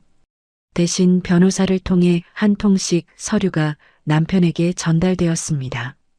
재판상 이혼 청구서, 재산분할 포기 각서, 친권 양보 합의안.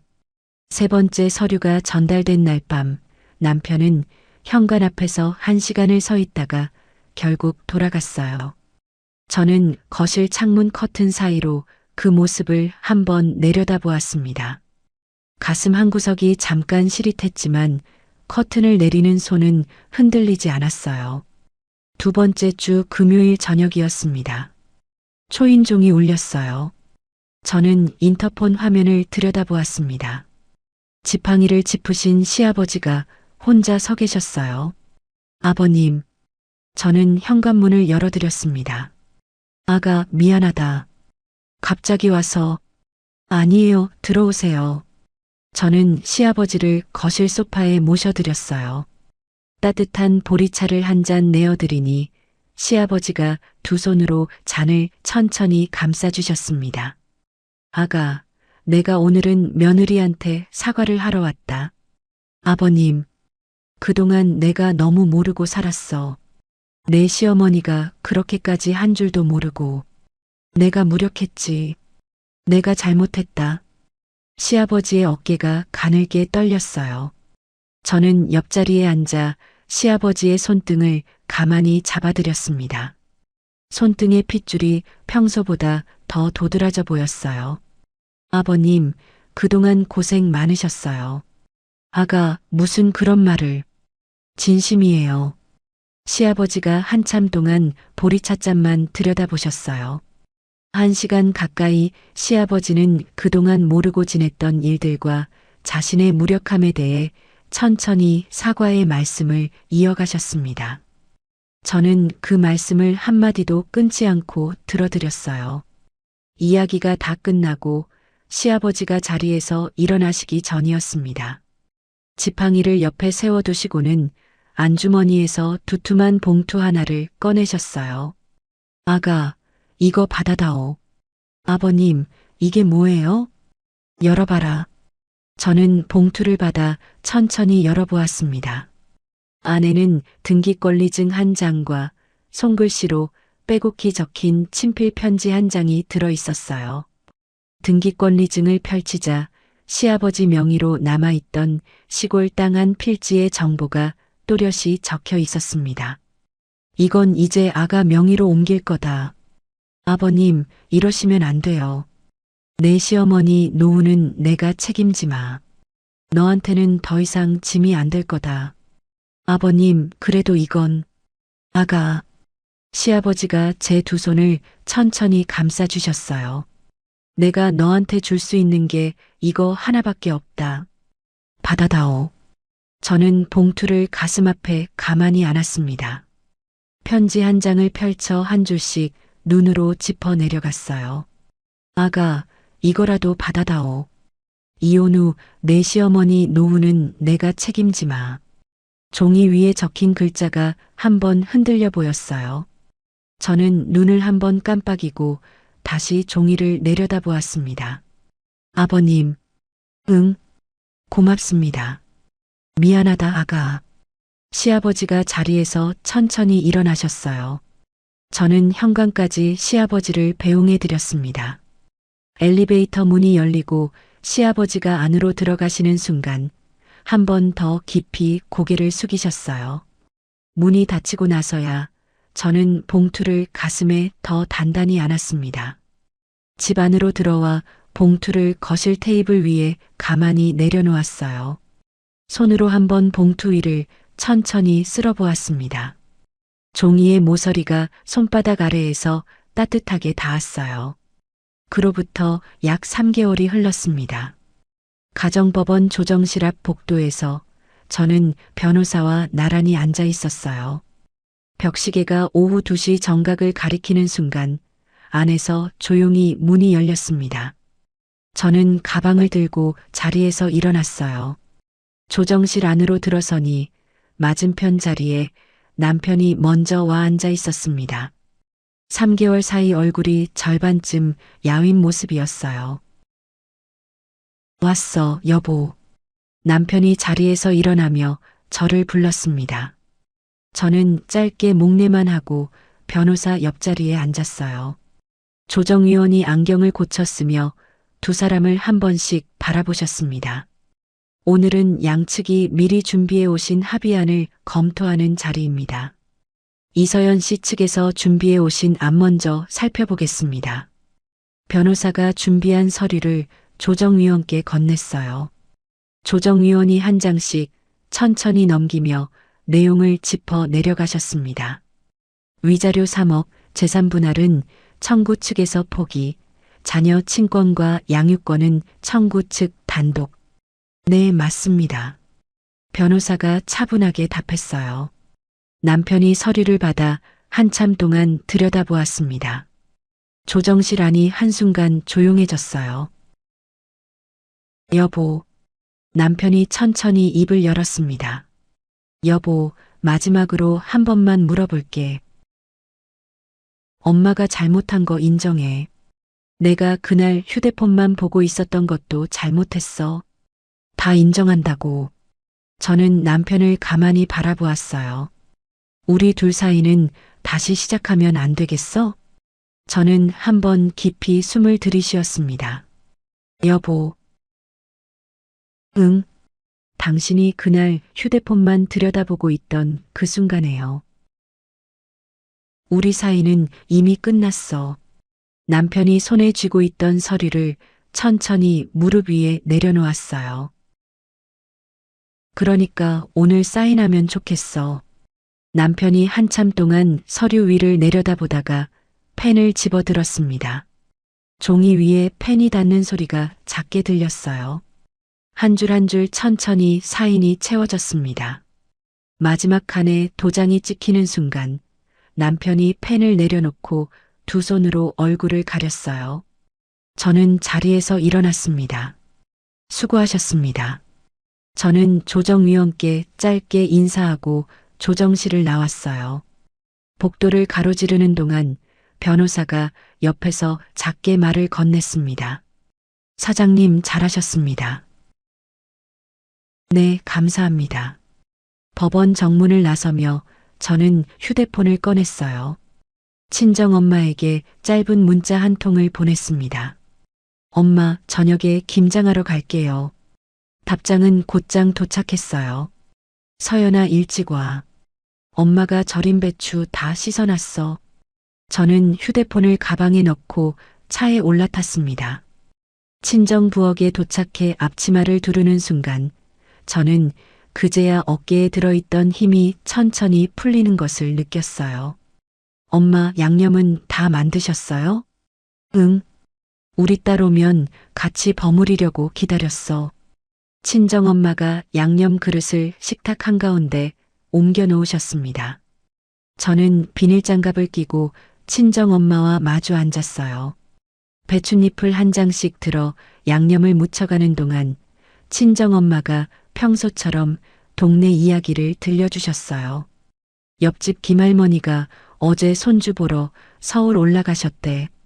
네, 그러셨어요? 그리고 길 건너 약국 아저씨가 이번에 가게를 옮긴다고 하더라. 엄마는 별 이야기를 다 아세요. 이게 다 시장에서 듣고 다닌 거지.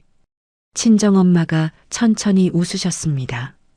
저는 양념을 묻히던 손을 잠깐 멈추고 친정엄마를 바라보았어요. 처음 보는 웃음이었습니다.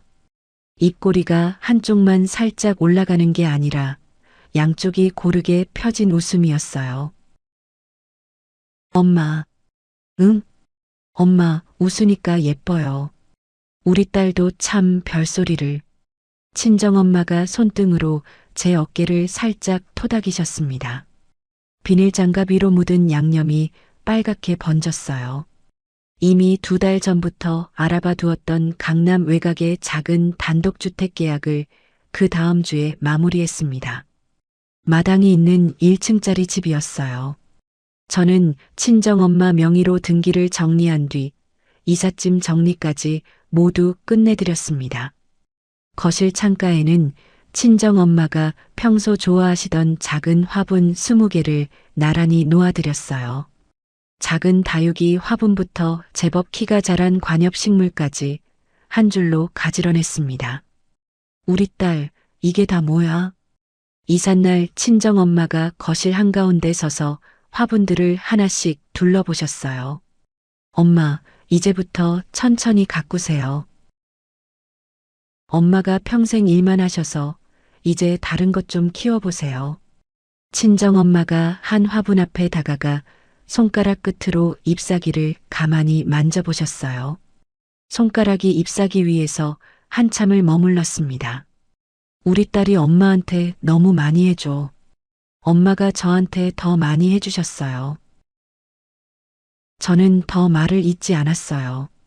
한편 그 시각 시어머니에 대한 1심 판결이 났습니다.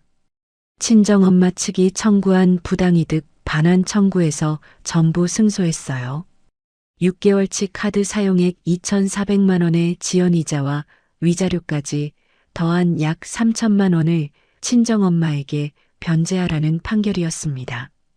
시어머니는 그 돈을 마련하기 위해 평생 모은 명품 가방을 한 점씩 중고 매장에 내놓으셔야 했어요. 30개가 넘는 가방을 가지고 매장에 가셨던 시어머니는 감정을 마친 매장 직원의 한마디에 다시 한번 무너지셨습니다. 사모님, 이쪽은 정품 라인이고요. 이쪽 절반은 짝퉁입니다. 뭐라고?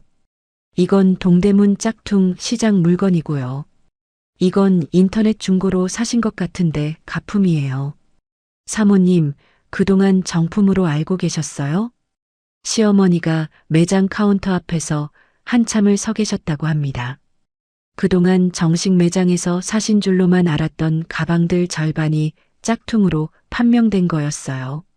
시어머니는 집으로 돌아와 그 사실을 시아버지께 털어놓으셨고 거실 한가운데서 또 한 번 두 손으로 얼굴을 가리셨다고 합니다. 신우이는 이혼 후 친정으로 들어가 살게 되었어요. 위장 전입 사건으로 남편과의 사이도 끝내 회복하지 못한 거였습니다. 그러나 시어머니와 매일같이 다투면서 결국 6개월 만에 다시 짐을 싸작은 원룸으로 이사를 가야 했어요. 원룸 보증금을 마련하느라 그동안 자랑하던 가방을 한 점씩 중고로 처분하는 동안 신우이는 그제야 새언니의 위치와 그동안 받아왔던 돈의 무게를 체감하기 시작했다고 합니다. 지방의 한 중소기업에 평사원으로 재취업한 시동생은 매달 100만 원씩 변제금을 입금하고 있었어요. 가끔 변호사 사무실을 통해 짧은 사과 편지가 한 장씩 전달되었습니다. 저는 그 편지를 한번 읽고는 책상 서랍 깊숙이 넣어두었어요. 그러던 어느 날 오후 저는 변호사 사무실에 들러 봉투 하나를 새로 정리했습니다. 지난 겨울 시아버지께서 제게 맡기셨던 시골 땅의 등기권리증이 그 안에 들어 있었어요. 저는 그 등기권리증을 한참 동안 손에 쥐고 있다가 변호사에게 부탁의 말을 건넸습니다. 변호사님, 이 땅을 다시 아버님 명의로 돌려드리고 싶어요. 사장님, 받아두신 거 아니었어요? 받았으니까 이제 제가 보내드릴 수 있는 거예요. 아버님이 노후에 거처하실 빌라 한 채는 마련하실 수 있게요. 땅을 정리하시면 그 정도는 되실 거예요. 변호사가 잠깐 저를 바라보다가 천천히 고개를 끄덕이셨어요. 알겠습니다. 명예 이전 절차 진행하겠습니다. 아버님께는 제가 따로 말씀드릴게요. 며칠 뒤 저는 시아버지를 회사 근처 조용한 한정식 집으로 모셨습니다.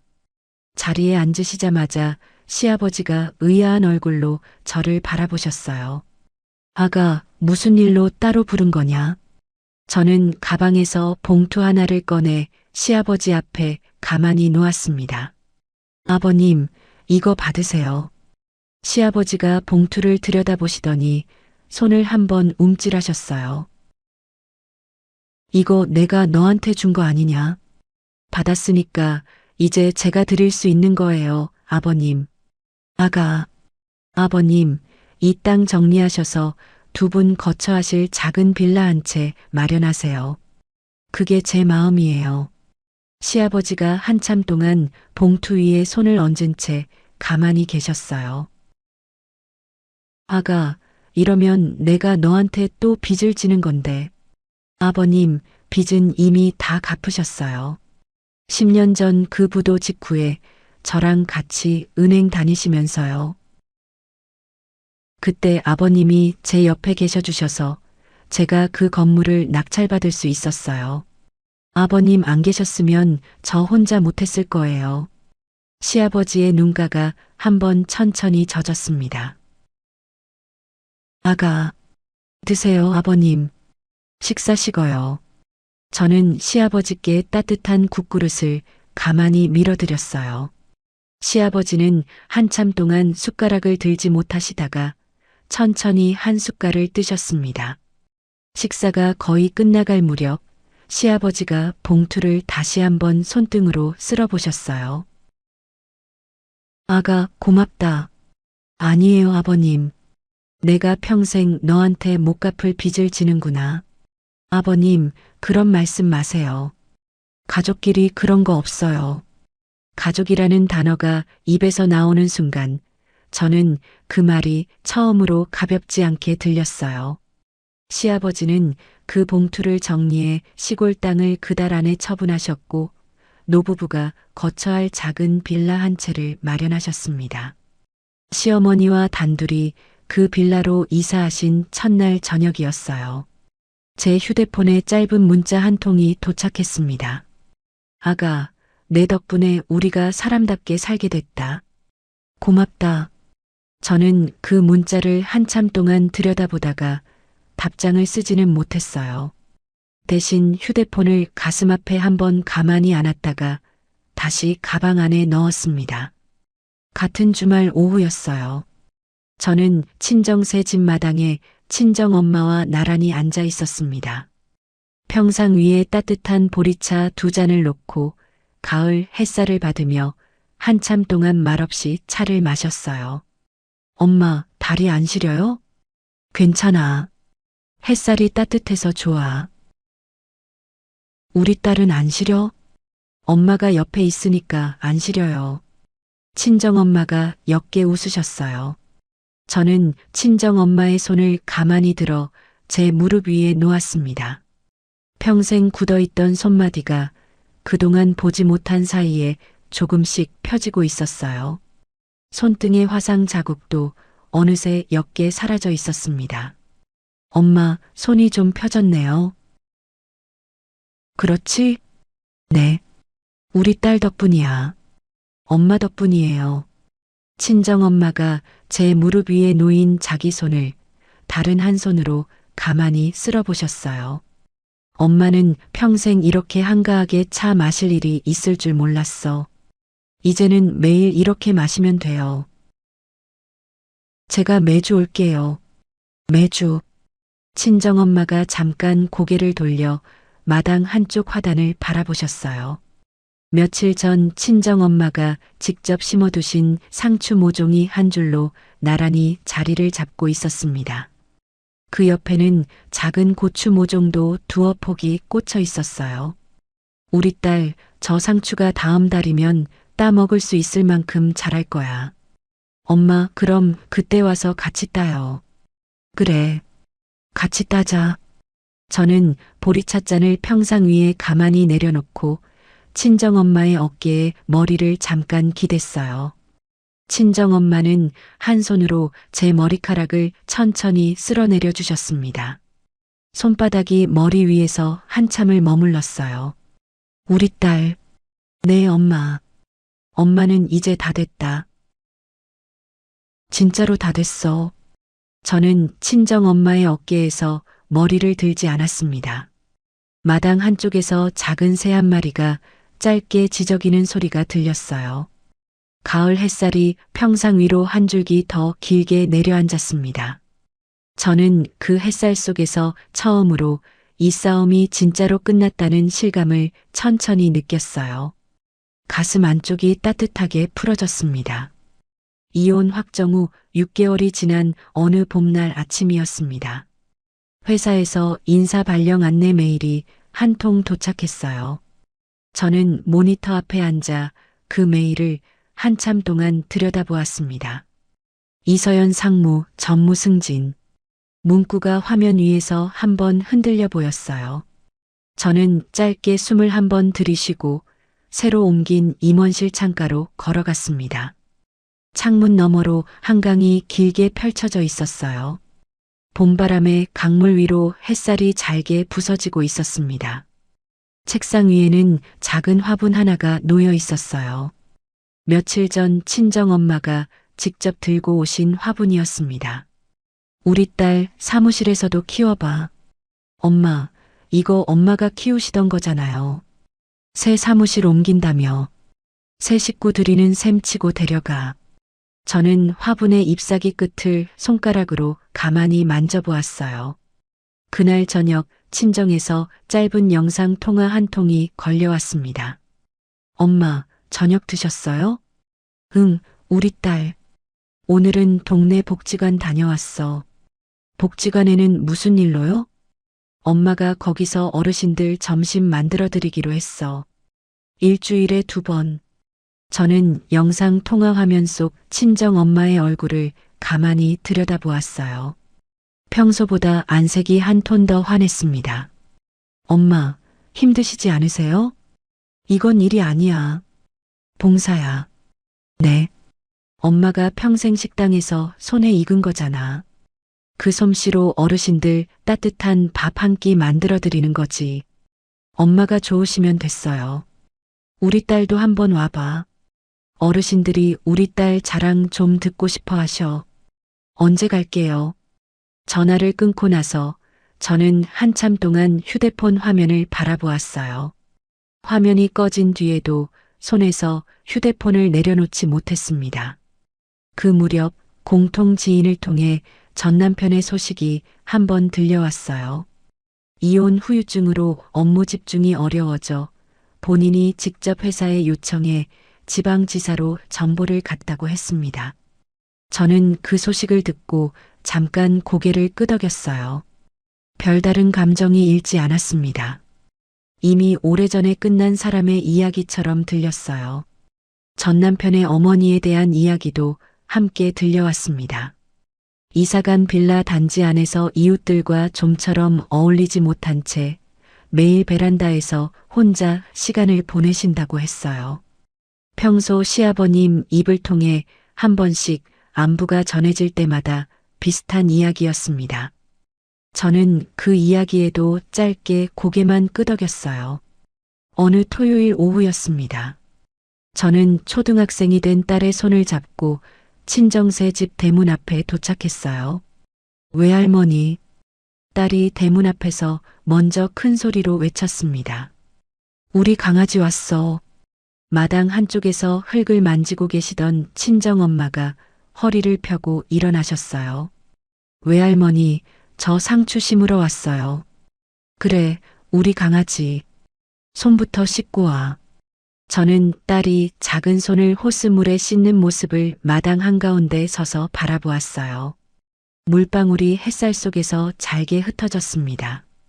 친정엄마가 모종 한 줄을 마당 화단 옆에 가지런히 놓아두셨어요. 딸이 작은 모종삽을 손에 쥐고 친정엄마 옆에 쪼그려 앉았습니다. 외할머니, 이거 어떻게 심어요? 여기 흙을 조금 파고 모종을 살살 넣고 다시 덮어주는 거야. 이렇게요? 그래, 잘하네 우리 강아지. 저는 평상 위에 앉아 두 사람의 모습을 한참 동안 바라보았어요. 친정엄마의 굽었던 등이 그 자세에서도 곧게 펴져 있었습니다. 딸의 작은 손과 친정엄마의 손이 흙 위에서 나란히 움직이고 있었어요. 처음으로 가족이라는 단어의 뜻이 머리가 아니라 가슴 안쪽에서 천천히 풀려나왔습니다. 그날 저녁 식탁에는 친정엄마가 손수 차려주신 저녁상이 놓였어요.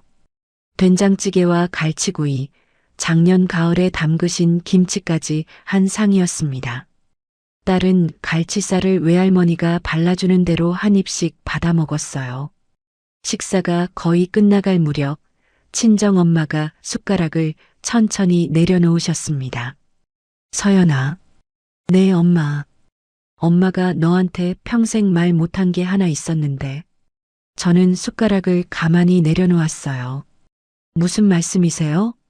네가 그때 사돈 카드 일을 알고 가게로 찾아왔을 때 엄마가 너한테 솔직하게 말 못한 거. 그게 평생 한이었어. 엄마가 그때 너한테 짐 될까봐 그랬어. 그게 너한테는 더 큰 짐이 됐을 텐데. 저는 손을 뻗어 친정엄마의 손을 가만히 잡았어요. 네가 다 풀어줬어. 우리 딸이 다 풀어줬어. 엄마는 그게 너무 고마워서. 친정엄마의 눈가가 한번 천천히 젖었습니다. 저는 한참 동안 아무 말도 할 수 없었어요. 다만 친정엄마의 손등을 한 번 더 가만히 쓸어드렸습니다. 엄마. 응. 엄마가 짐이 된 적은 한 번도 없었어요. 단 한 번도요. 엄마가 저 키우신 시간이 제 평생의 힘이에요. 친정엄마가 눈가를 손등으로 한 번 닦으셨어요. 옆에서 딸이 작은 손으로 외할머니의 무릎을 토닥거렸습니다. 외할머니, 울지 마요. 우리 강아지가 다 컸네.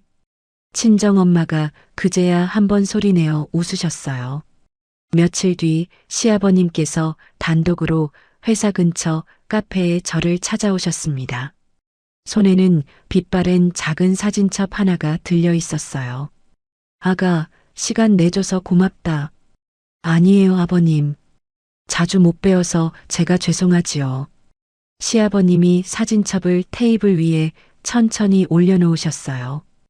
이건 너 한번 봐줘야 할 것 같아서 가져왔다. 저는 사진첩을 천천히 펼쳤습니다.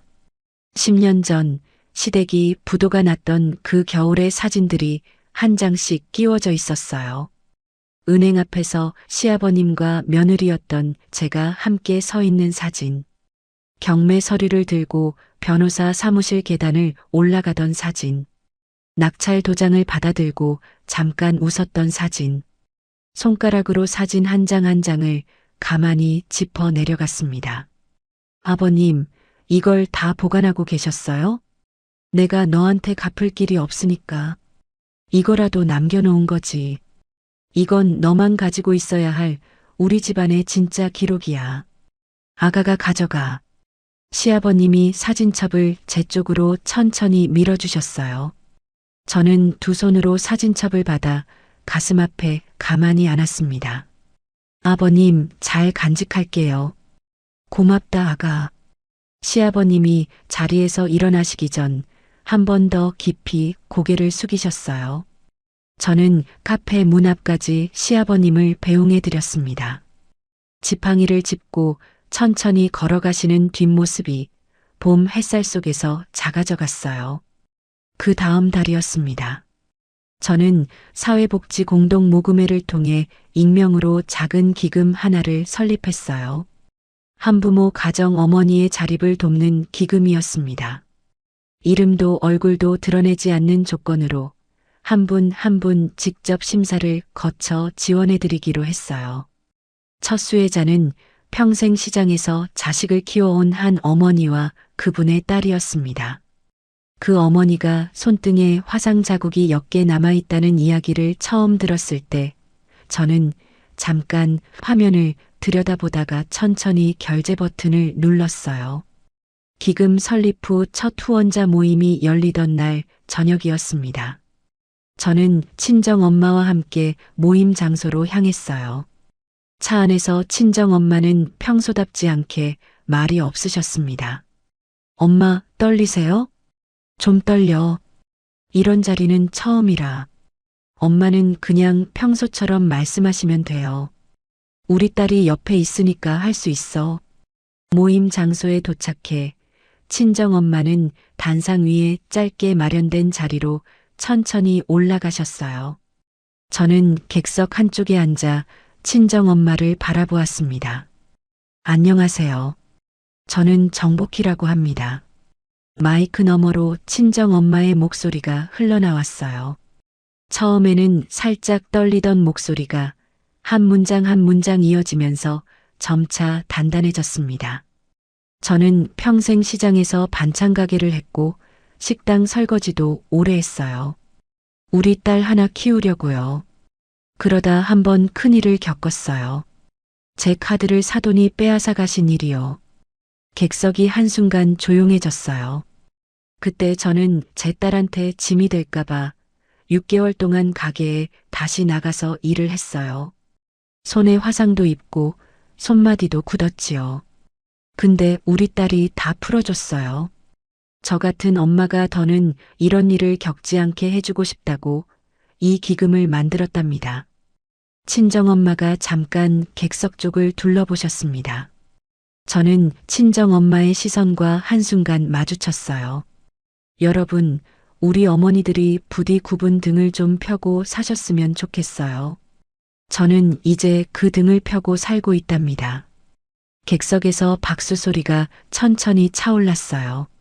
저는 자리에서 한번 일어나 두 손을 모아 박수를 쳤습니다. 단상 위에서 친정엄마의 등이 곧게 펴져 있었어요. 평생 한 번도 그렇게 펴진 모습을 본 적이 없는 등이었습니다. 저는 그 모습을 한참 동안 바라보았어요. 모임이 끝나고 집으로 돌아오는 길이었어요. 친정엄마는 조수석에 앉아 창밖을 가만히 내다보고 계셨습니다. 차창 너머로 강남의 야경이 길게 펼쳐졌어요. 우리 딸, 네 엄마, 이제 진짜로 다 끝났구나. 친정엄마가 조용히 중얼거리셨습니다. 저는 운전대를 한 손으로 가만히 쥔 채 다른 한 손을 친정엄마의 손 위에 살짝 얹었어요. 친정엄마의 손이 평생 처음으로 부드러웠습니다. 네, 엄마. 다 끝났어요. 이제 시작이에요. 저는 백미러 너머로 점점 멀어지는 야경을 한번 바라보았어요. 도시의 불빛이 길게 한 줄로 이어져 있었습니다. 저는 옅게 한번 웃었어요. 웃음 끝이 더는 짧지 않았습니다. 여러분, 오늘 제 이야기 어떻게 들으셨나요? 평생 자식한테 짐이 될까봐 새벽 시장에서 김치통을 옮기시던 우리 친정엄마의 굽은 등을 저는 평생 잊지 못할 거예요. 손등의 화상 자국을 감추시려 앞치마를 황급히 벗으시던 그 모습이 지금도 눈에 선합니다. 혹시 지금 이 순간 저처럼 시댁의 부당한 요구를 가족이라는 이름으로 참고 계신 분이 계신가요? 내 부모님이 받은 상처를 모른 척 덮어두고 계신 분이 계신가요? 저는 감히 말씀드리고 싶어요. 참는다고 가족이 되는 건 아니더라고요. 진짜 가족은 서로의 등을 펴주는 사이지 한쪽 등만 굳게 만드는 사이가 아니에요. 여러분, 부디 여러분의 어머니가 더는 굽은 등으로 살지 않으시도록 용기 내주세요. 여러분의 그 한 걸음을 저는 멀리서 진심으로 응원하고 있을게요. 오늘도 제 이야기 들어주셔서 정말 감사합니다.